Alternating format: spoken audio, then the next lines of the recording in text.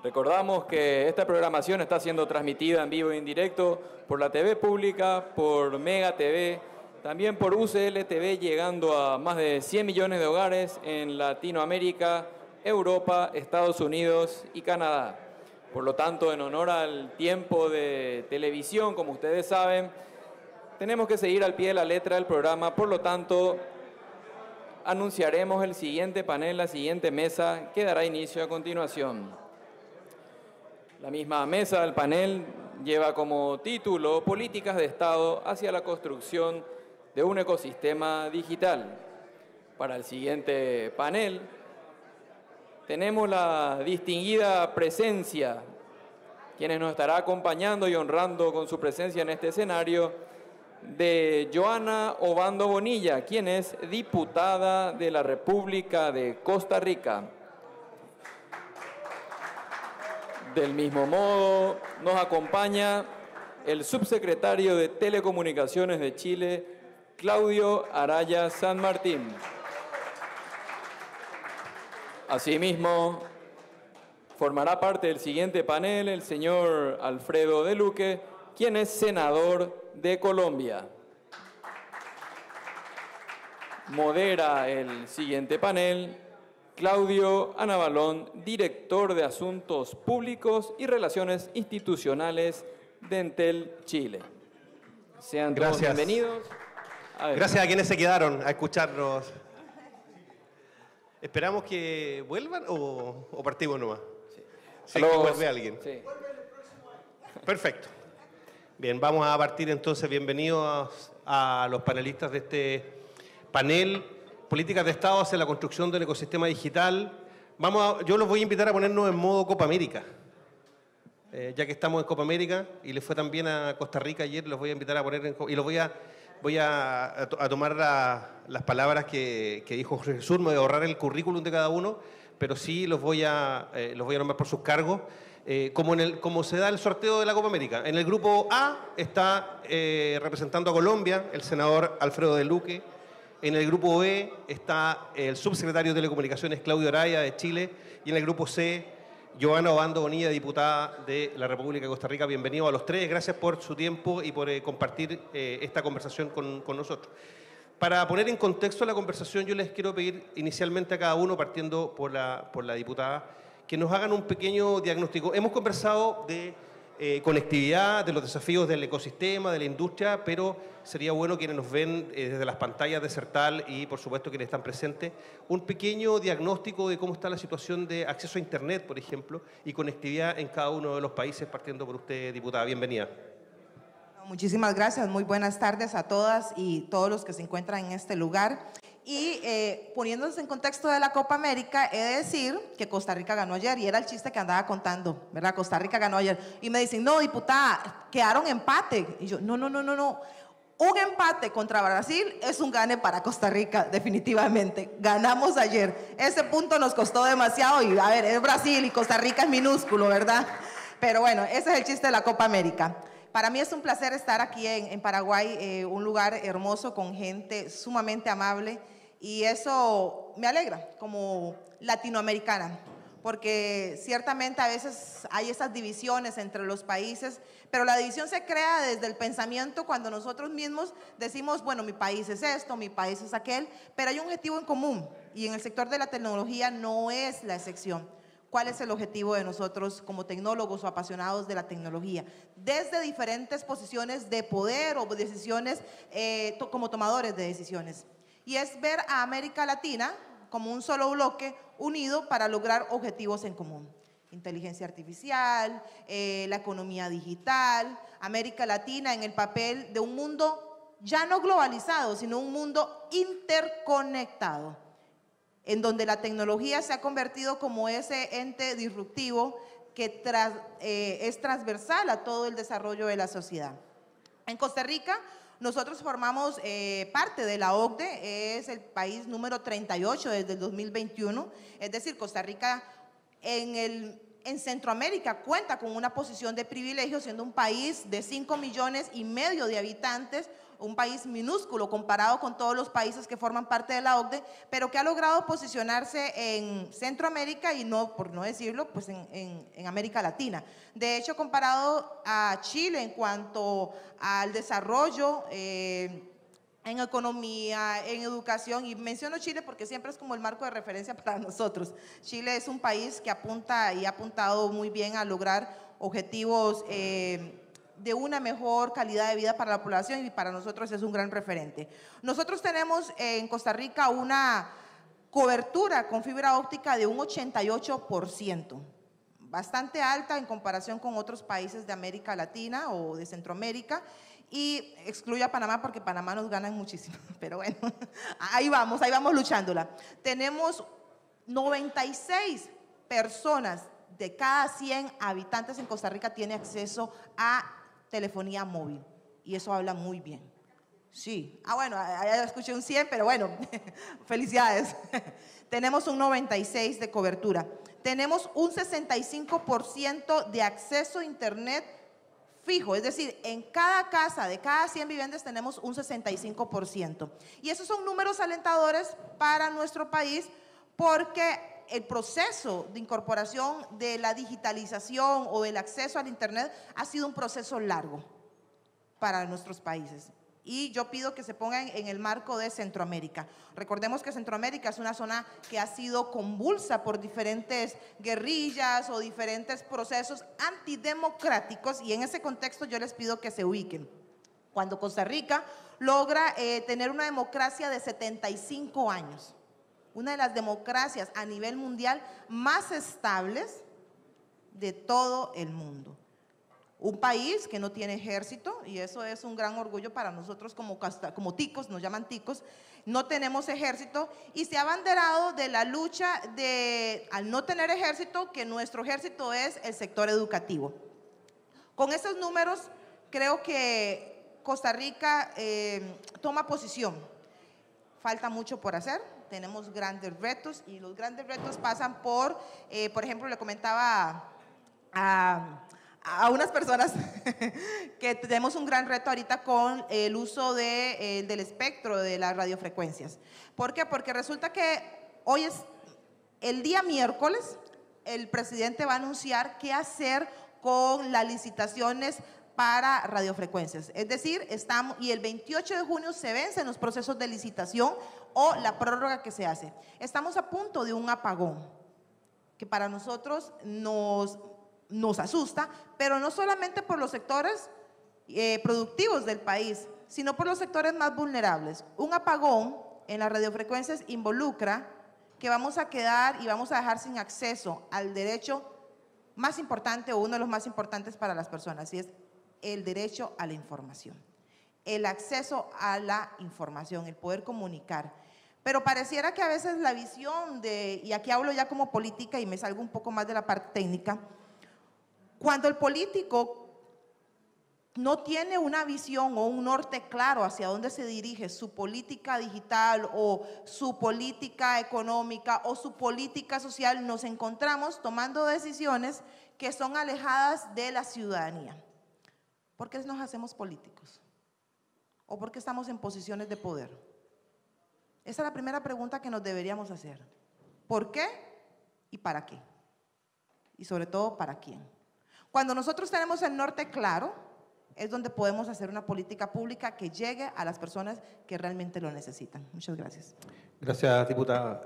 Subsecretario, lo han nombrado varias veces el presidente Peña, el canciller Ramírez y parte de los invitados, y han citado a Chile como un ejemplo. Para quienes nos ven, cuéntenos el estado hoy día de la conectividad en Chile y los desafíos que está teniendo usted como regulador en esa materia. A ver, en Chile tenemos una larga data de fomento al despliegue de infraestructura de telecomunicaciones. Hemos sido adoptadores iniciales de muchas de las tecnologías que se han ido imponiendo, y eso significa que tenemos hoy del orden del 98% de la población con acceso al menos a telefonía móvil, 94,3% de la población con acceso a internet, 2/3 de los hogares conectados con internet fijo, y de esos 2/3 un 70% vía fibra óptica. Esos son indicadores que traen como consecuencia, por ejemplo, que en los rankings que hace Ookla de la aplicación Speed Test, Chile esté desde hace un par de años ya en los top 5 a nivel mundial. De hecho, en este momento nos está ganando Hong Kong y Singapur, si recuerdo bien. Estamos en el tercer nivel, estuvimos en el primero, en el segundo puesto, estamos en el top 5 hace un buen rato. Y esto es consecuencia de una política pública que ha trascendido los ciclos políticos. A propósito de lo que decía el presidente Peña hace un rato, ¿no? Hay factores de estabilidad que son los que permiten que estas cosas sucedan. Esto es inversión pública en un escenario en el cual el Estado da las facilidades para que esta inversión ocurra. Y esto, durante ya más de 2 décadas, lo que ha traído como consecuencia son esos números que, es cierto, nos ponen a la par que Costa Rica, ¿no? Quizás en algunos valores un poco más arriba, estamos a la par que Uruguay, que también resuelve de manera muy eficiente el problema de llegar con conectividad a toda la población. Y hoy día nosotros estamos en una fase en la cual entendemos que, si bien es cierto, es necesario seguir desplegando infraestructura, esa tarea está lo bastante avanzada como para concentrarnos en las otras dimensiones de la brecha digital, como lo es el acceso económico a dispositivos y a conexiones, y como lo es sobre todo la instalación de habilidades digitales en la población. Nosotros tenemos ahí, y creo que toda la región tiene el mismo problema, el déficit más fuerte que tenemos hoy día es de contar con el capital humano, con las habilidades digitales que permitan que dejemos de ser meros consumidores de contenidos o de información y pasemos a ser generadores. Y eso creo que es el desafío que tenemos todos los países de la región, y en el caso nuestro hoy día estamos en una posición de empezar a empujar ese desafío. Además, desde el punto de vista de la infraestructura tenemos, bueno, Proyecto Humboldt, que ha sido nombrado durante esta mañana. Tenemos un despliegue de infraestructura de fibra óptica conectando ciudades que también está en un nivel muy avanzado. En Chile, los que han visto el mapa, Chile es una geografía bastante compleja. Tenemos toda la zona norte desértica, tenemos muchos archipiélagos en la zona sur, una zona central con alguna dedicación a la agricultura y por lo tanto fuerte ruralidad. Hay 345 municipios en Chile, de esos 345 terminados este año, van a haber 340 que cuentan con una conexión de vía fibra óptica de alta capacidad estable al resto del planeta. Entonces, tenemos una infraestructura que se está desarrollando, vamos a seguir desarrollando, pero hoy día el foco más fuerte está en lograr que las personas, que haya una inclusión digital efectiva. Inclusión digital significa dispositivos, acceso a la conectividad, alfabetización digital. Y luego de eso, el desafío es que el Estado, también lo decía el canciller hace un rato, ¿no?, que el Estado se adecúe a las necesidades de un mundo digitalizado y que nos dejemos de verdad de tramitar papeles en formato PDF, que eso es lo que hacemos cuando entendemos digitalización, y esto tiene que ser procesos digitalizados de verdad. Gracias, subsecretario. Y claro, lo decía el canciller Ramírez ahí como ejemplo en Paraguay, el tema de las habilidades digitales más allá del desarrollo de la infraestructura también. Y es algo en lo que ha estado trabajando también el senador de Luque en Colombia, dada su experiencia en el mundo privado primeramente y luego como diputado y hoy como senador, impulsor de la ley que declara a Internet como servicio público, acceso público, nombre parecido tiene al chileno. Cuéntenos sobre eso, senador, y también qué visión tiene usted respecto a cómo está Colombia hoy día, país que además tiene, al igual que muchos en la región, ministerio TIC que se focaliza no solamente en la regulación y en la fiscalización, sino que también impulsa el desarrollo digital. Bueno, muchas gracias por la invitación a aceptar nuevamente. Muy agradado de compartir este panel con ustedes. Bueno, Colombia, digamos que ha adquirido una madurez en la prestación de servicios TIC ya desde hace mucho rato. Yo creo que evolucionamos incluso desde el momento mismo que pasamos de tener redes unidireccionales a redes bidireccionales que prestaran los servicios empaquetados. Empezamos como una carrera de poder conectar a todo el país y tratar de que los colombianos apropiaran en algo las tecnologías de la información y las comunicaciones, y en ese proceso vamos. Hoy, definitivamente, como pasa en el resto del continente, y yo creo que en el mundo hay una tendencia muy significativa a que la mayoría de conexiones a Internet se haga a través de tecnología móvil, a través del celular, que a través de redes fijas. En Colombia tenemos más o menos desde 100 conexiones, 86 son en redes fijas y móviles, y podríamos decir que de 100 hogares, 17 tienen conexiones fijas, y esto se debe precisamente a que en nuestro país hay dificultades para conectar al país rural.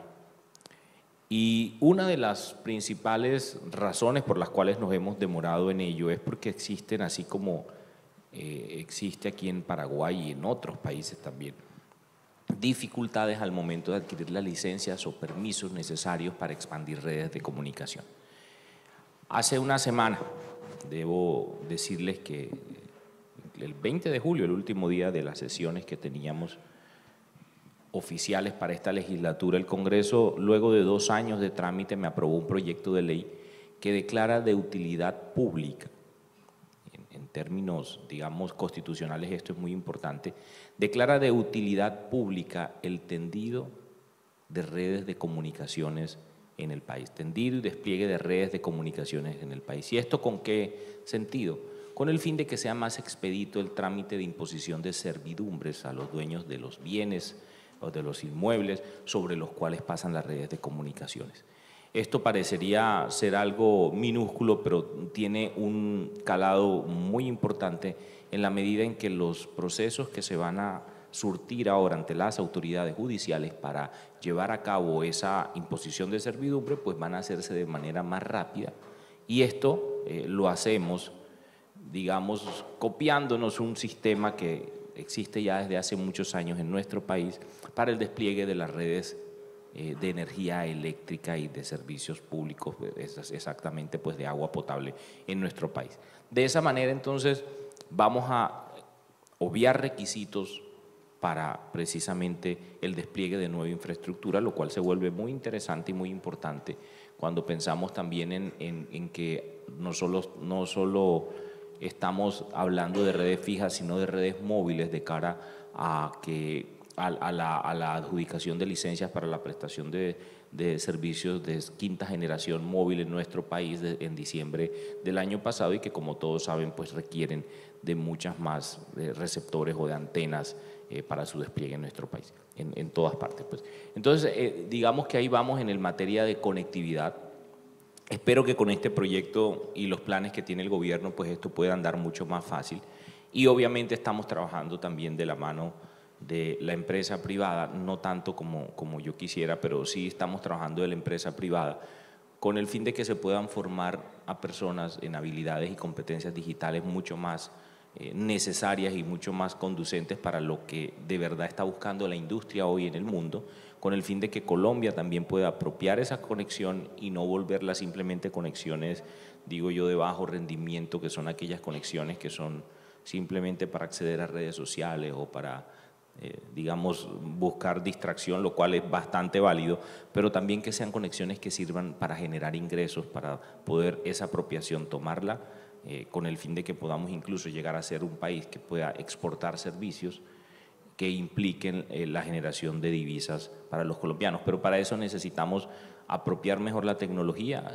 formar más profesionales en habilidades y competencias que incluso no ofrece el mercado tradicional hoy que está incurso en la educación terciaria, sino que sean esas habilidades y competencias que están desarrollándose como fruto, digamos, de la investigación y de la necesidad de los mercados globales.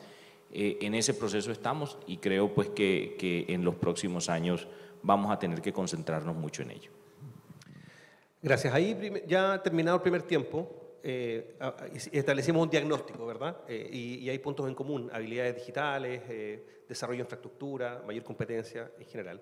Yo voy a tomar mi atribución y mi privilegio de moderador y le voy a preguntar nuevamente al subsecretario Araya en particular por la condición chilena. e insisto que ha sido nombrada varias veces aquí por los diferentes actores y panelistas que han integrado esta conversación. Y claro, Chile tiene muy buenos números en términos de penetración y lo decía el subsecretario recién, no es menor el nivel de despliegue que tenemos en un país geográficamente súper fragmentado, sobre todo en la parte sur. Pero hoy día contamos con, ya lo decía, fibra óptica en gran parte del país, con una cobertura móvil importante. Post pandemia, 70% de los hogares con conectividad en el hogar, de servicio fijo. Hace poquito nos tocó inaugurar la primera antena 5G en la Antártica, en la base antártica chilena. La ciudad más austral del mundo, que es Puerto Williams, tiene fibra óptica y 5G. Por lo tanto, nos enorgullece mucho ese trabajo. Pero eso no ha sido fortuito. Y los asistentes a esta conversación y a este seminario son de todos los mundos, públicos y privados. Y en Chile lo que se ha dado, básicamente y puntualmente, es una coordinación público-privada que ha trascendido los gobiernos. Voy a la otra parte de esa introducción. Hoy día, con esos buenos números y con la política pública que usted ha liderado, y tal como lo decía Rodrigo Ramírez también de IDICAM, que ex subsecretario también de Chile, con un ejemplo y con el sentido de colaborar con la región en términos de las buenas prácticas, y mirando, por ejemplo, lo que ha pasado en Colombia. Ministerio TIC. ¿Qué falta en Chile para enfrentar los nuevos desafíos? ¿Es la política pública o una estructura un poco más ministerial? ¿Es una superintendencia? ¿Hay algunos temas más bien regulatorios? ¿Por dónde ve usted que viene el camino para dar ese paso al desarrollo que usted está buscando? Voy a tratar de no meter la pata porque esto está quedando grabado, ¿no? Nosotros tenemos una institucionalidad que ya tiene más de 40 años y por lo tanto es una institucionalidad que viene de un periodo en que en el país teníamos alrededor de 300.000 líneas telefónicas fijas, todas con cobre, ¿ya? Y lo que hemos ido haciendo, y alguien contaba la otra vez, son modificaciones sobre esa regulación. Y llevamos 70 modificaciones, acabamos de aprobar una nueva que reconoce, apareció lo que decía el senador, ¿no? Y reconoce que Internet es un servicio público y en tanto reconoce que el servicio público nos entrega ciertas habilitaciones legales, pero siguen siendo parches sobre un cuerpo normativo que fue concebido para otra cosa, ¿eh? Eso tiene varias consecuencias, y aparte de la burocracia propia de nuestros estados, donde esa burocracia se acentúa cuando necesitamos ir a prevenir casos de corrupción, ¿cierto? Porque una absoluta falta de control significa que nosotros funcionarios seríamos más fácilmente corruptibles porque no nos pillarían. Bajo esa lógica tenemos una burocracia que se refuerza y se refuerza en un marco normativo que está parchado por todas partes. Por lo tanto, ya no estamos dando cuenta de la necesidad de una mayor agilidad en la tramitación de autorizaciones de cualquier índole. Y en el sector nuestro esto se ha visto de alguna forma reflejado en primera instancia en la instalación de torres de telecomunicaciones, que se ralentizó durante muchos años, fue muy ágil, avanzó a pasos agigantados, hace una década se ralentizó, y tal vez no sea malo que se haya ralentizado porque quizás hay que repensar el cómo se despliegan antenas hoy día, pero efectivamente nosotros concursamos hace 3 años la banda de 3,5 GHz para servicios 5G, y ya el empezar a usar esas frecuencias significa que necesitamos densificar la cantidad de antenas y no hay soporte. Y eso nos muestra que efectivamente la regulación hoy día necesita dar un giro y hacerse de otra forma. Desde el punto de vista de la normativa necesitamos simplificar el proceso de autorizaciones, pero desde el punto de vista de la institucionalidad además tenemos que ser capaces de abordar el ecosistema digital completo. Hoy día el ecosistema digital desde el punto de vista de la acción del Estado está restringido a las redes de telecomunicaciones. No hay ningún marco normativo que regule cómo, dónde y con qué calidad de servicio se instala un data center. No hay ningún marco normativo que regule el servicio que las plataformas entregan a la ciudadanía. A propósito del ejemplo que ponían también recién, de que una llamada de WhatsApp no está sujeta a ninguna regulación, ¿cierto? Versus la regulación que sí tiene la telefonía pública. Y no hay una entidad que esté mirando el ecosistema en su conjunto. Y eso es una falencia, yo creo, que tenemos que abordar como país. Si la fórmula es una agencia, una superintendencia, un ministerio o una subsecretaría distinta a esto, no lo tengo claro aún. Creo que cualquiera de las figuras sirve en la medida que se logre integrar la mirada y que no tengamos a la ciberseguridad en un lado, a la inteligencia artificial en el otro, a los data centers con la única iniciativa que hay por el lado del Ministerio de Economía y las telecomunicaciones con todas las regulaciones del mundo. No creo que tenemos que ser capaces de darle una vuelta a esa mirada y a generar una visión más integral del ecosistema digital. Gracias, subsecretario. Diputada, usted en su presentación inicial habló de los desafíos de la inteligencia artificial. Sabemos de que hoy día está usted enfocada en los desafíos que eso tiene desde el punto de vista regulatorio, también político, por supuesto. Va a tener un impacto en el empleo, en la economía, en la privacidad de los datos, en las estabilidades o no de la democracia, ¿verdad? A través de las fake news que conversábamos hace un rato. ¿Cuál es la mirada que tienen ustedes desde Costa Rica, cómo enfrentar este desafío? En Europa ya se está regulando, en Latinoamérica hay proyectos de ley en desarrollo y en discusión. ¿Cómo se está preparando Costa Rica para aquello? Sí, bueno, yo creo que la inteligencia artificial es como el gran tema. En todos los foros se habla de inteligencia artificial. A mí me gustaría más que todo irme primeramente a una parte histórica que creo que es relevante. A principios del siglo XIX nos encontramos con uno de los avances más significativos que rompe uno de los paradigmas y es el ferrocarril. Pero resulta que el ferrocarril antes se usaba con vapor, ¿verdad? Y entonces eran esas grandes calderas y eso impidió la masificación del medio de transporte para conectarse de un lugar a otro. Luego del ferrocarril se realizan los vehículos, pero Carl-Benz tenía un modelo de vehículo que era un poquito más deficiente, porque resulta que requería otro tipo de montaje tecnológico que no permitía la masificación. Henry Ford construye el modelo T en 1908 y lo hace mediante un sistema de movimiento en anclaje, creo que se llama así. Eso permite la masificación. Entonces pasamos que los medios de transporte se masifican y permiten el acceso de la tecnología de transporte a todas las personas. ¿Por qué hablo de eso cuando hablo de inteligencia artificial? Porque nos encontramos ante el rompimiento de uno de los paradigmas desde que hace mucho tiempo no se dan. Y eso nos lleva a que la tecnología cada cierto tiempo se moderniza y se acrecienta a grandes pasos.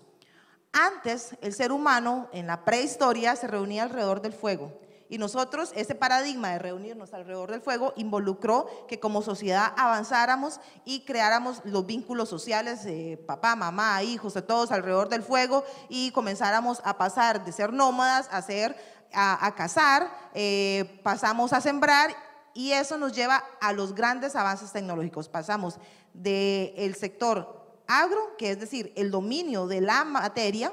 Luego pasamos al sector industrial, que es el dominio de la energía, y ahí metemos la bomba atómica, que ahí luego les cuento algo interesante sobre la bomba atómica, y luego pasamos a la era de la información, que es el dominio de los datos, y ahí es donde entra la inteligencia artificial.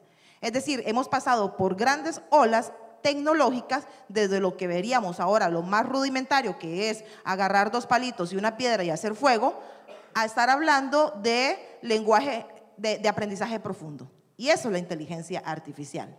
¿Cómo se prepara Costa Rica, pero no solamente Costa Rica, sino América Latina ante esta inteligencia artificial? Es lo que nosotros como legisladores o como personas tomadoras de decisiones debemos estar observando. En Costa Rica en este momento hay 2 proyectos de inteligencia artificial, más uno tercero que lo voy a presentar en agosto, que lo voy a presentar tomando en cuenta el derecho a la propiedad intelectual, que me parece que es un tema que se debería estar analizando. ¿Cómo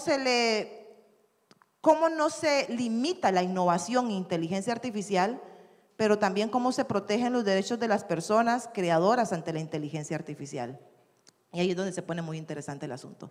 ¿Cómo evitamos la piratería ante la inteligencia artificial? ¿Cómo evitamos las noticias falsas ante la inteligencia artificial? Y la respuesta, por lo menos en Costa Rica, es: falta mucho. Falta mucho porque en este momento y cuando hablamos de leyes, la ley siempre va detrás de la tecnología. Vamos pasos atrás de la tecnología. Y ahí es donde nosotros tenemos que tener la mirada larga, no solamente ver el árbol, sino ver el bosque completo, que nos permita detectar en dónde están sucediendo esos grandes cambios y cómo los tomadores de decisión y los políticos tenemos que ir más allá. Ese es el gran reto para todo el ambiente político de América Latina. La protección de datos, y aquí con esto cierro porque si no voy a seguir hablando sobre inteligencia artificial. ¿Cuáles derechos nosotros estamos dispuestos a ceder? Y se los lanzo. ¿Cuáles derechos nosotros estamos dispuestos a ceder? Porque al final de cuentas, cuando hablamos de inteligencia artificial, cuando hablamos de seguridad, cuando hablamos de tecnología y cuando hablamos sobre la protección de los datos, tenemos que ver si estoy dispuesta para conseguir mayor seguridad ciudadana, estoy dispuesta a ceder ciertas libertades, en esa ponderación tenemos que entrar. Si para conseguir la innovación, por ejemplo, cuando hablamos de genoma humano, cuando hablamos de bomba atómica y la no proliferación de armas nucleares, tenemos que entrar en la ponderación de esos derechos. El derecho a innovar o el derecho a la seguridad del individuo frente a una tecnología que puede ser hasta llevar a la muerte a la ciudadanía. Entonces, eso nos define qué política pública como Estado nosotros queremos tener. Y cuando el jerarca o el presidente de turno o las personas que están de turnos en la política no tienen ni siquiera definido cuál es el objetivo país con respecto a la tecnología, tenemos un grave problema. Porque entonces tenemos tecnologías que crecen a ritmos acelerados, pero no hay legislación adecuada ni contención. Y termino con esto, la inteligencia artificial en este momento presenta grandes oportunidades, pero un gran reto. ¿Qué vamos a hacer? ¿La contenemos? ¿Es posible contenerla? Y el tema se podría prestar para muchísimo más. Gracias. El aplauso espontáneo del público para usted, diputada.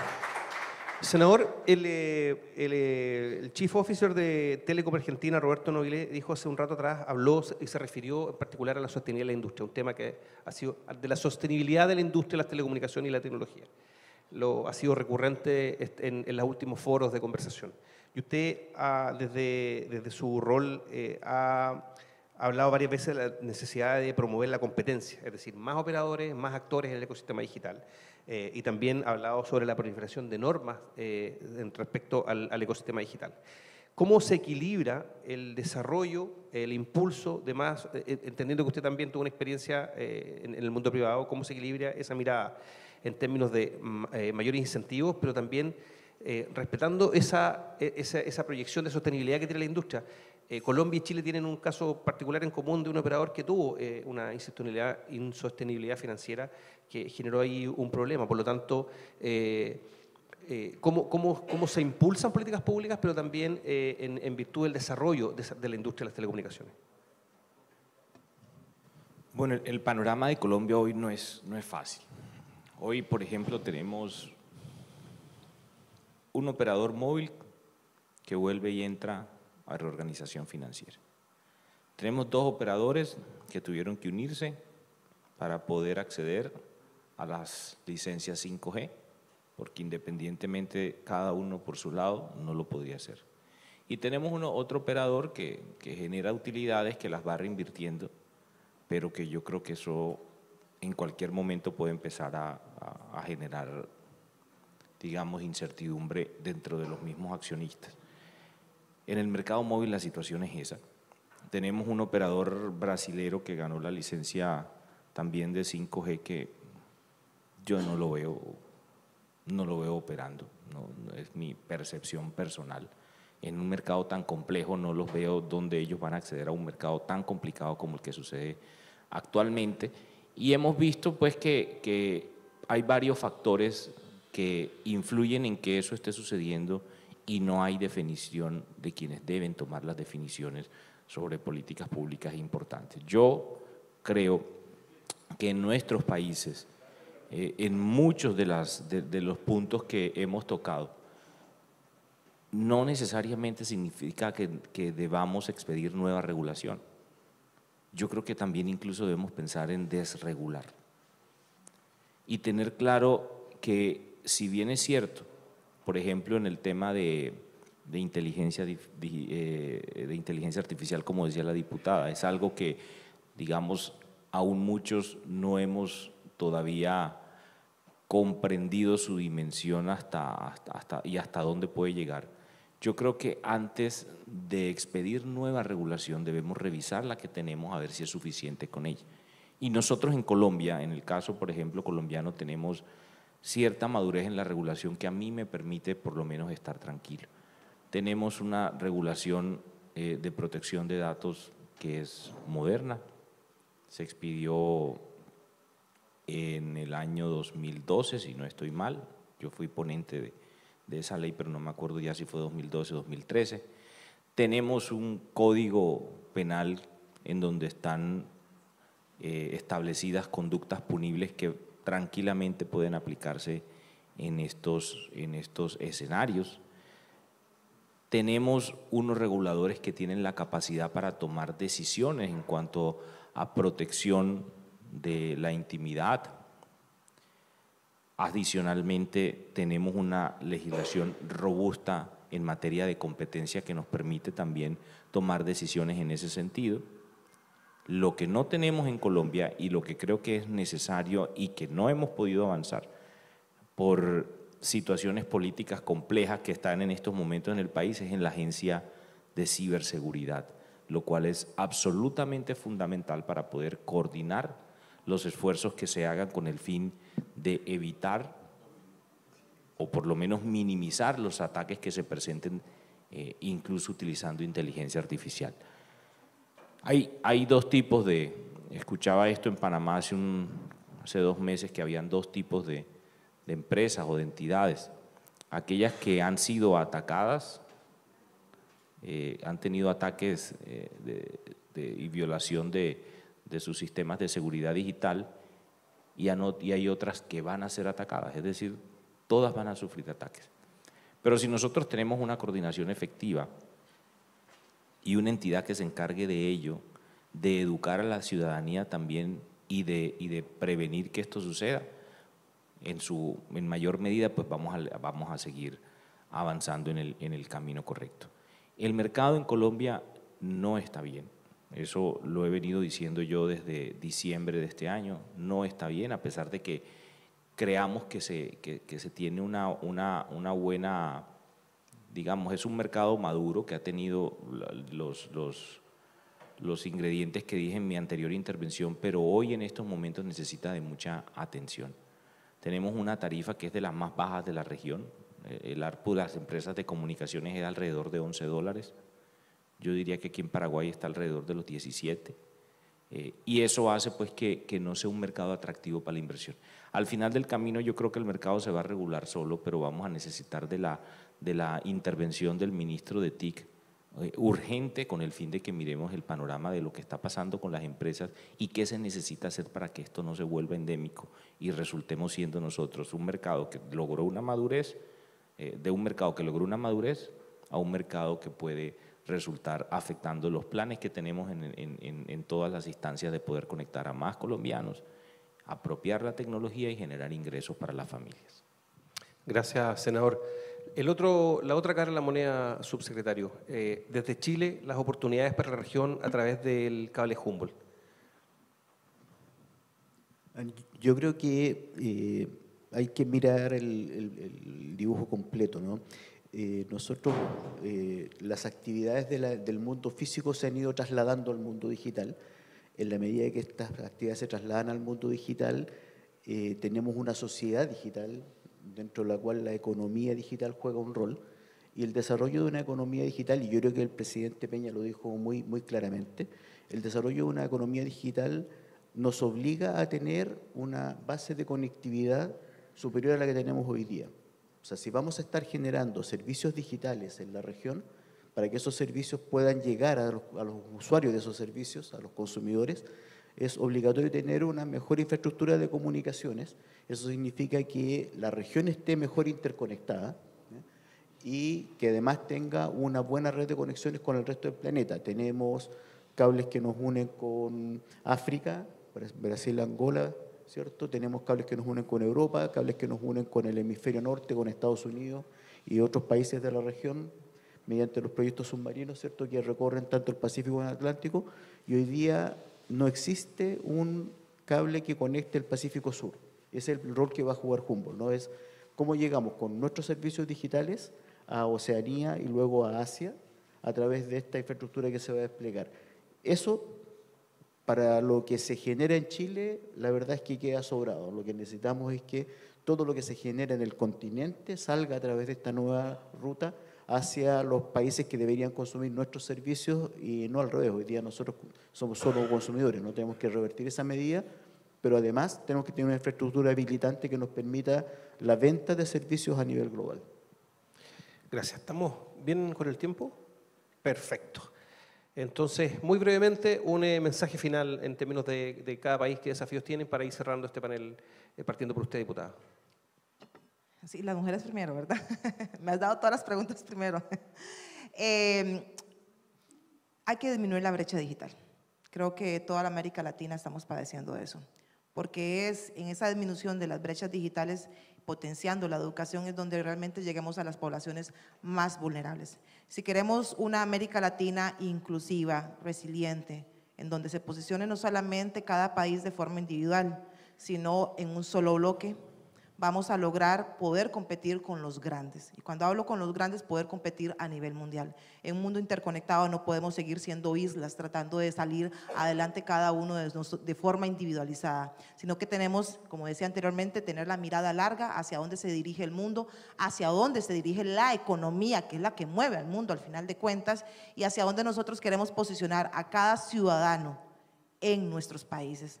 Y eso es definitivamente la educación. Hasta que no cerremos esas brechas digitales que alargan los procesos democráticos, que alargan a la ciudadanía, que hacen ciudadanos de primera y de segunda clase, no vamos a resolver las grandes injusticias que hemos padecido desde hace muchísimo tiempo. Nosotros, como tomadores de decisiones, como personas que estamos en posiciones de liderazgo, como políticos, como los hacedores de la política pública, tenemos que buscar los medios para que las brechas digitales sean una cuestión del pasado. Gracias. Senador. Bueno, yo creo que en Latinoamérica en especial tenemos que tener en cuenta dos cosas muy importantes para que estemos preparados para lo que va a suceder en los próximos 10 años. Yo creo que estos próximos 10 años van a ser unos 10 años que van a revolucionar la humanidad, la sociedad. Esto va a ser algo que aún no alcanzamos a dimensionar. Y para ello hay que tener en cuenta dos cosas. La primera, que no todo lo que hagan los demás países o los demás, digamos los demás bloques económicos en el mundo tenemos que hacerlo en Latinoamérica. Por ejemplo, en Europa se han tomado medidas que yo creo que no nos son aplicables a nosotros, pero que los europeos les gustaría mucho que nosotros aplicáramos también aquí, pero que no nos son aplicables a nuestros mercados y que no creo que deba ser el momento en que nosotros lleguemos aquí a copiar regulación simplemente porque en Europa la están utilizando. Tampoco tenemos por qué estar en medio de los enfrentamientos geopolíticos que existe hoy en el mundo entre Occidente y Oriente en algunos sectores. Eso también creo que debe ser olvidado de nuestra regulación. Creo que el principio de neutralidad tecnológica debe seguir primando en nuestros países con el fin de que podamos apropiar lo mejor de unos y de otros sin ningún inconveniente. Y lo segundo que yo creo que debemos hacer en Latinoamérica es tratar de tomar decisiones en conjunto en organismos que están estudiando la materia, inteligencia artificial, la posibilidad de imponer nuevos tributos a estas nuevas formas de aplicación de la tecnología. Esos dos temas son bastante, digamos, importantes y nos van a llegar a que podamos nosotros tener el mismo lenguaje en lo que está pasando. Un tema también muy importante y es, todos siempre hablamos de expansión de redes y expansión de redes y necesidad de conectar, pero ¿quién paga esa expansión? ¿Quiénes van a pagar esa expansión? ¿Cómo vamos a tomar la decisión si al final del camino a todas estas empresas que no son dueñas de redes, pero se benefician ampliamente, todos estos OTTs, por decirlo así, que se están hoy beneficiando de la capacidad de red que tienen las empresas que prestan servicios directamente al hogar o que conectan al hogar con la red de Internet. Todas esas empresas van a aportar esa expansión de redes. ¿Cómo vamos a nosotros hacer a que ellos también, que se benefician constantemente de ello, puedan entrar a participar en esa función social, digámoslo así, que tiene el Estado y que tienen las empresas que prestan los servicios directamente? ¿Van a pagar por esa capacidad de red? Todo eso son preguntas que yo creo que en vez de absolverlas nosotros en nuestros congresos o en nuestros entes regulatorios de manera independiente, sí podemos ir a, por ejemplo, la CAF, o podemos ir a la OCDE, o podemos ir incluso a Naciones Unidas con el fin de que podamos tomar decisiones en conjunto y decisiones que de verdad sean aplicables, entre otras cosas, porque estas grandes empresas no son empresas hoy que presten servicios en un solo país, sino que lo prestan en todo el mundo. Fair Share, el gran tema regulatorio que seguramente va a venir y se ha tomado en las conversaciones. Y para cerrar, Claudio Araya, subsecretario de Telecomunicaciones de Chile y próximo presidente de ILAC. A propósito de multilateralismo, ¿no? Yo concuerdo plenamente con lo que dice el senador. Efectivamente, nuestro desafío es ser capaces de impulsar políticas públicas para la región y no solo para cada uno de nuestros países. Es un desafío complejo. Hay historia, hay desconfianzas, hay distintas formas de abordar los problemas, pero creo que tenemos que encarar ese desafío y tenemos que ser capaces de construir una política pública latinoamericana para la nueva sociedad digital. Alfredo de Luque, Joana Obando, Claudio Araya, muchas gracias por su participación. Ha sido un privilegio estar con ustedes desde el corazón de la región. Como dijo el presidente Peña, nos despedimos. Gracias, Sertal, gracias, Pablo, por la invitación. Agradecemos a los panelistas que recientemente nos han brindado una excelente mesa con sus ponencias en las políticas de Estado hacia la construcción de un ecosistema digital.